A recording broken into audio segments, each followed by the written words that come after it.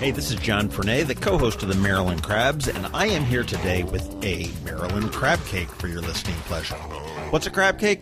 It's not quite a full episode, it's just a little snippet.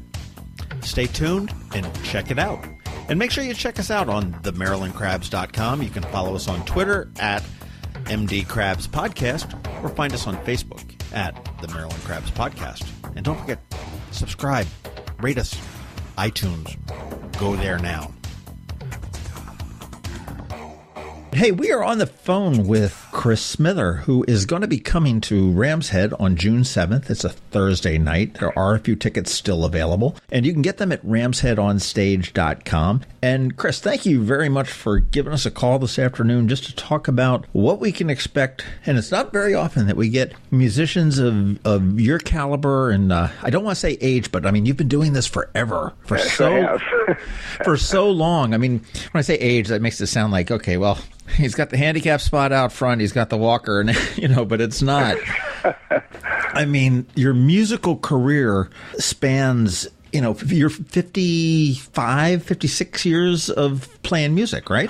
I think so, yeah, it is.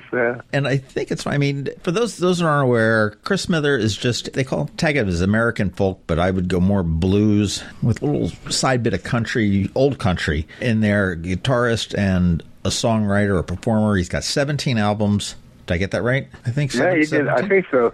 I've heard everything from 15 to 18, so 17 sounds like a good... Okay, good. So we're in the neighborhood. It depends on whether which ones you count as albums, I think, but I gave up counting, several, I think a decade ago, We've been seeing music from Chris Smither since his first album back in 1970 with I'm a Stranger Too, and one that just was released earlier this year called Call Me Lucky, which I had the opportunity to, and actually anybody that's listening to this can go to YouTube and catch it because it's good, but don't catch it on YouTube only. Go to Ram's Head and see him live, because live music is much better than recorded music, and I'm going to stick with that and never back down from that. But you got your start, and I didn't realize this, but in a contest, a battle of the bands back in 1960. Oh my God, yeah, I forgot.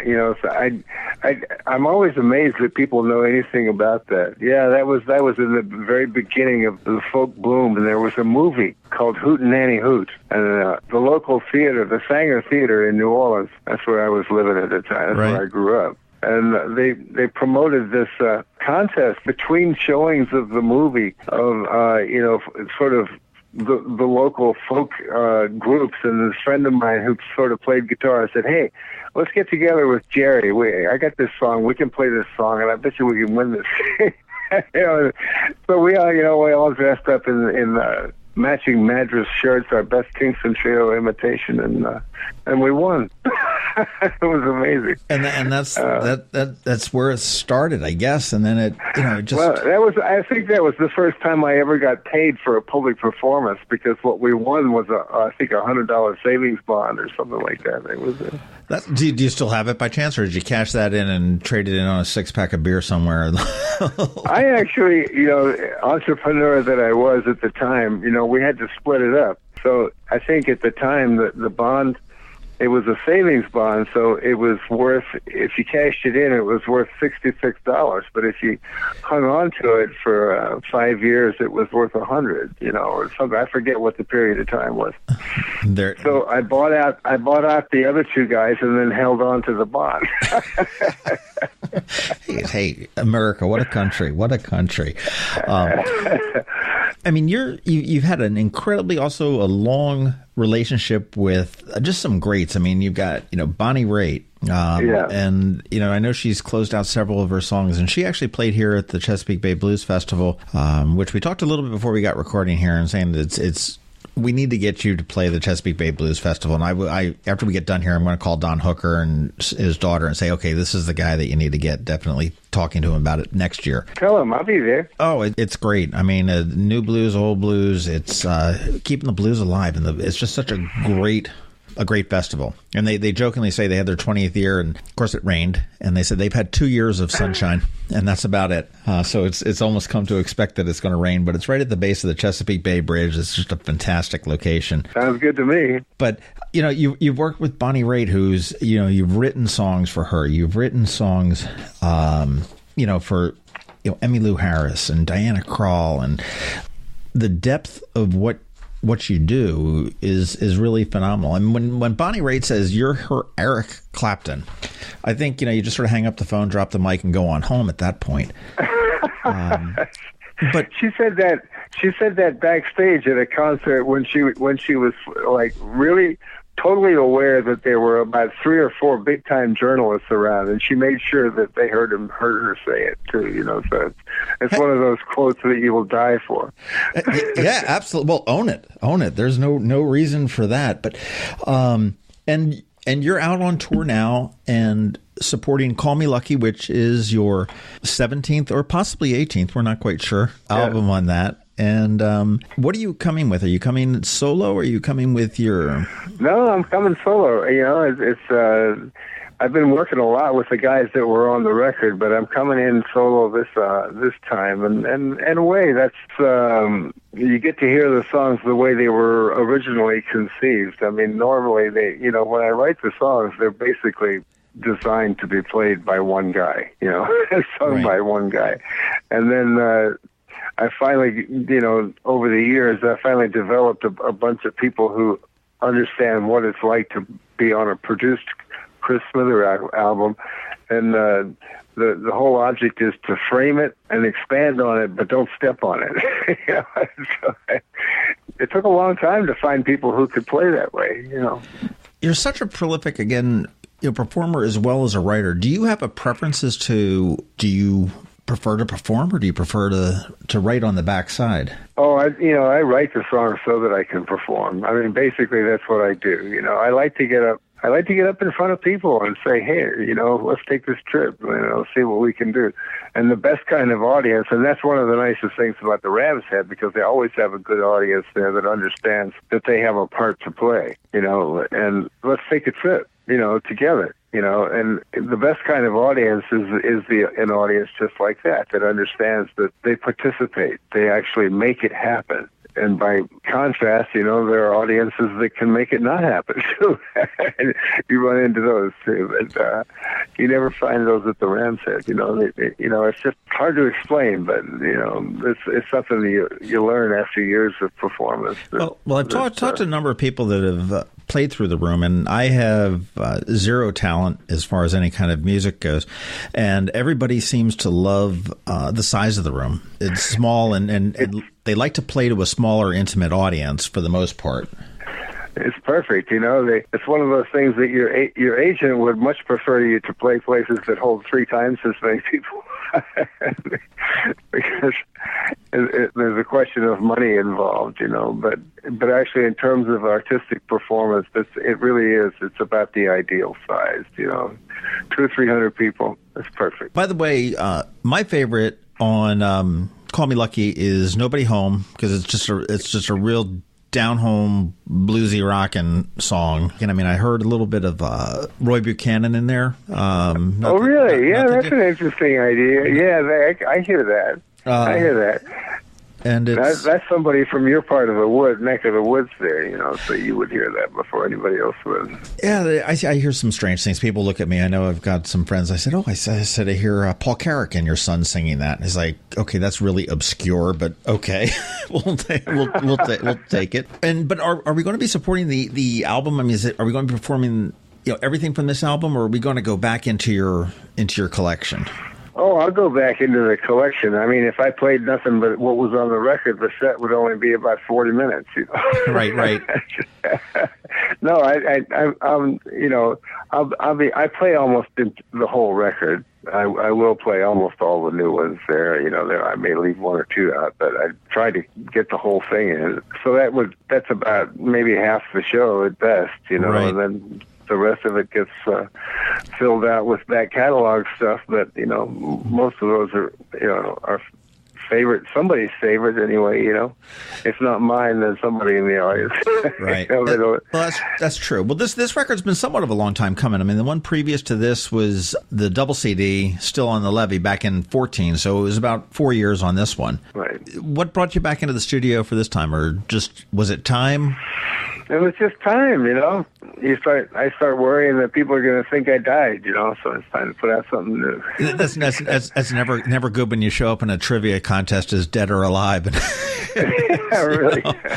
Betty White is still alive. It has a lot to do with, getting bored, there's a thing about having new material that just puts a whole new life into it. It puts new life into the old songs too. It's kind of amazing, It takes me longer than it takes some people to write new stuff, but it's still coming. It's still coming. Where have you drawn your inspiration for your lyrics and your songs? Oh, just life, I spent 2 or 3 years reading books. I read books all the time, constantly, both fiction and nonfiction, and you get these ideas. Sometimes I make little notes, about things to think about when it comes time to write songs, and it just influences your thinking. And then usually all the songs get written within a 6 to 9 month period, so basically they almost all reflect something that I've been thinking about fairly recently. That's interesting. They sort of hang together that way. They may not hang together thematically, but they hang together in terms of what my contemporary thought is at the time, Okay, you talked about drawing your experiences from there. Where do you bring your influences from musically? I mean, who do you draw from? I mean, from obviously when you start back in the 60s. Well, way back when, when I was first starting to learn guitar, the two main guys that I listened to were Lightnin' Hopkins and Mississippi John Hurt, and you can still hear both of them in my playing. Lyrically, probably Randy Newman was a huge influence. I've been writing songs for some time before I heard Randy Newman, but he just opened up a whole new door into what you could do. I saw him last fall. Rams had brought him up here last fall to and it was a great show. I think it was just before Christmas. He's fabulous. It's funny.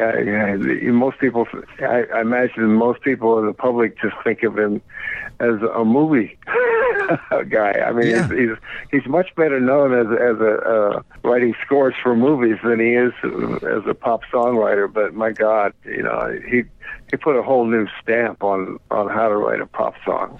Yes, he did. The other one that was similar to that was Thomas Dolby.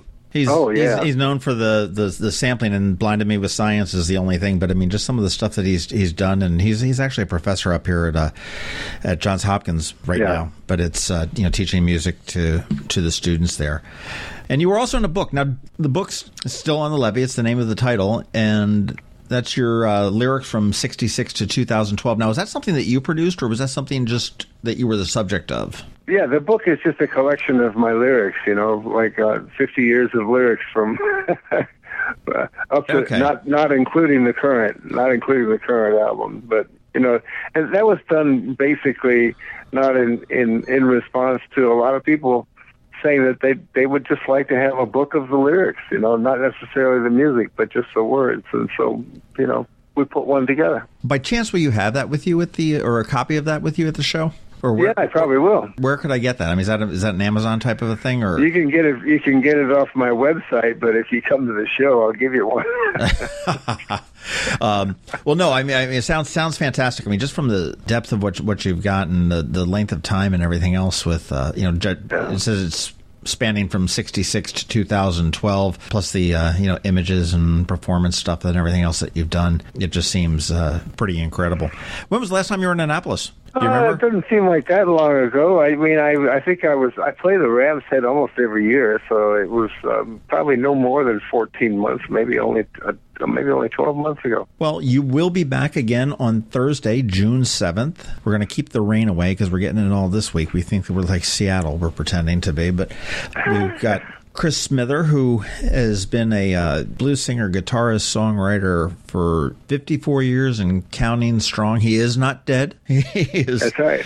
He is here, and he's going to be bringing Call Me Lucky and his other art to the Rams Head on June 7th. Do you have a favorite song off of Call Me Lucky? Oh, yeah. Well, I like Nobody Home. That's a good one. But to tell you the truth, I think probably my favorite. But I haven't really determined a favorite yet. That usually happens about a year in. You realize it. that this one is the one that sticks out for you. But I like Down to the Sound, and I like By the Numbers as well. Well, I'll tell you what, as we go out of this, I will grab one of those and put it on here, and then that way, when I do that, YouTube and Facebook and everything else can mute it, because I'm sure it'll be a copyright infringement, which drives me crazy. But talking to the guy that wrote it and sang it, and sorry, but you can't play it. But we will do that. I look forward to meeting you. I would, if you have the book there, I am going to pick it up there. If not, I'm going to go and pick it up off of your website. And if you want to learn more about Chris Smither, you can go to smither.com, and that's SMITHER. And lots of great pictures, lots of great history. Certainly, an iconic singer that's coming back again to Ram's Head on stage in Annapolis in about a week. All right. Hey, Chris, thank you very much. Have a great day. Thanks, John. This has been the Maryland Crabs podcast with Tim Hamilton and John Fernay. Sure to follow them in all the regular places, Facebook, Twitter, YouTube, and online at themarylandcrabs.com. Take a moment to rate us on iTunes. Now, get the hell out of my kitchen. Seriously, go! You're still here? It's over. Go home.